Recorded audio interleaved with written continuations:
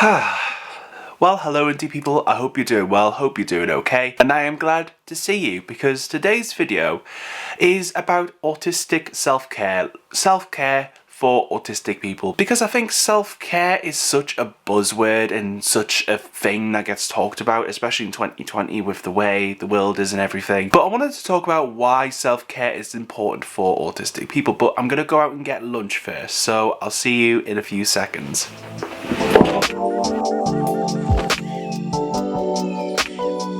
I'll be back in a bit.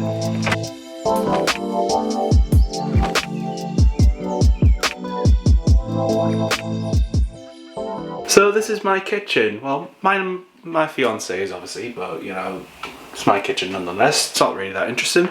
But what did I get for lunch? Let me know down below what you think I got before I show you. So for lunch I got McCoy's salt and vinegar. Best packet of crisps in the world, I have to say. Kit Kat Chunky, why not? I also got a Mars bar because it was 2 for 1, so why not? A sandwich, a pigs in blanket sandwich. And I got a Coca-Cola Zero because why not? Sorry if why not annoys you. So lunch was really good, thanks for asking. But why is self-care for autistic people so important? Because it allows us to recharge, build up that strength again, and go into things with a much clearer mind and resolve, I feel. Because self-care is about how we treat ourselves, not just in the physical sense, but also in the mental sense. You know, what's going up here. But when I refer to self-care in terms of autistic people, I also refer to the basic skills that people need in order to do very basic things, which sometimes if someone is burnt out, like I was a few weeks ago, things like bathing, things like, you know, just keeping the house in a tidy manner, or, you know, all of the other things that come with, you know, the basic need of taking care of yourself and just keeping, you know, your executive functioning in check can go into disarray or just be generally discarded because you're just tired and it's just the last thing that you want to think about or even care about for that matter. But when we are not taking care of ourselves, when we are unable to take care of ourselves, you know, people might have the assumption that we are lazy or incompetent in terms of meeting to society's expectations of us, which I don't think is very fair, because we all as people have, you know, our limits, and when those limits are reached, it's harder to, you know, get back on the horse. And for me especially, and I imagine for a lot of you who are on the spectrum as well. But in terms of self-care and ways you can, you know, implement self-care and just the things that you could be doing, you know, to help you get back on that horse, one of the things that's helped me, especially over this period, has been giving myself alone time. Now, quite honestly, when it comes to being social, I'm not the most social person in the world. I don't really get, I don't know, energized by conversation. I find it quite a draining experience, really. But when I've just been busy all day and, you know, talking to people and all that stuff, literally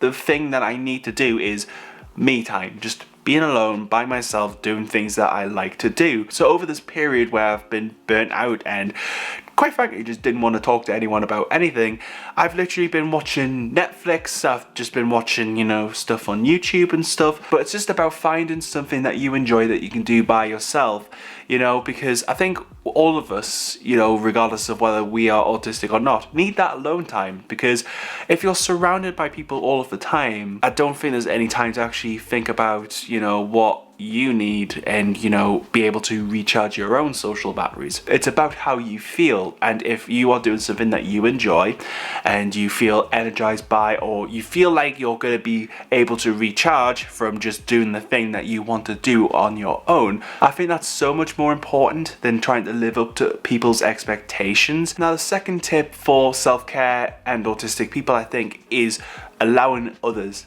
to help. Self-care to me is also about the everyday stuff. It's about cleaning the dishes, it's taking the washing out the washing machine, it's cleaning the house, it's, you know, self-appearance, you know, making sure I'm taking care of my appearance, you know, bathing, all of that sort of stuff that I think a lot of us take for granted. It's just become more and more apparent how much I actually rely on my fiance.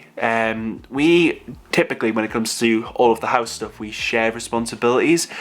But if I am just not feeling up to it because I just feel drained, she will often help me with stuff, and vice versa. When I'm feeling, you know, good, and if she's not feeling too great, I'll help out with her stuff. Ultimately though, if you're someone on the spectrum and you reach out to someone, whether it's a friend or a family member or something, you know, just to say, look, can you help me with something, just to shed the weight, you know, to share the weight out, not because you are lazy or incompetent, but it's because you just need someone to, you know, take control of it, or, you know, to just help you feel a little bit less stressed, to feel less tense about it. I think that's the emphasis of self-care for me. Now, the fourth tip when it comes to self-care, I think this is probably the most important one.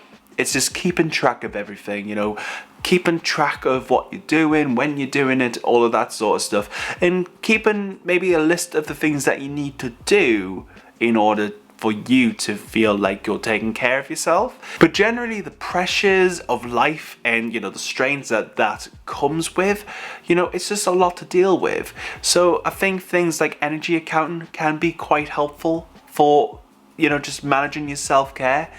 Among the other things as well, you know, implementing, you know, the things that you like to do, or just doing the things that you like to do. It's also important to take into account how much energy you're actually using for that activity, and then, you know, just making sure you have enough time to recover from, you know, whatever it is that you need to recover from, whether it's, I don't know, socially, so just, you know, going and doing a thing on your own for a few hours, or whatever it is, you know, it's important to take those aspects into account and, you know, manage your energies, you know, correctly. Maybe writing a list out of all the things that you need to do, you know, have something on like a list app or something where you have a radio button and you can press it whenever you've done that thing, you know. And the objective isn't really to complete the list, you know. If you complete the list, that's great, but it's about, I guess, doing things at your own pace, and, you know, making sure that, I don't know, you are just giving it a go at the very least. Obviously, if there's things that you can't do on that list that you would like to do, you know, they're still there for you to do on another day, or, you know, later on in the day. The other thing with self-care, which I think is important, is not to, you know, lose confidence. I think it's about trying to obviously do things on your terms that, you know, benefits you, but obviously just doing it in a gradual way, you know, in order for you to, you know, come back and feel like you can take on the world. Anyway, I hope you enjoyed this video today, and if you did, make sure you leave a big thumbs up for me. You know, the first video back, let's get a load of thumbs up down there, it'd be really appreciated. If you want to check out some of my other videos, there's videos on screen, there's playlists to videos down below if you want to go check those out. But for now, stay you, stay indie, and I hope to see you next time.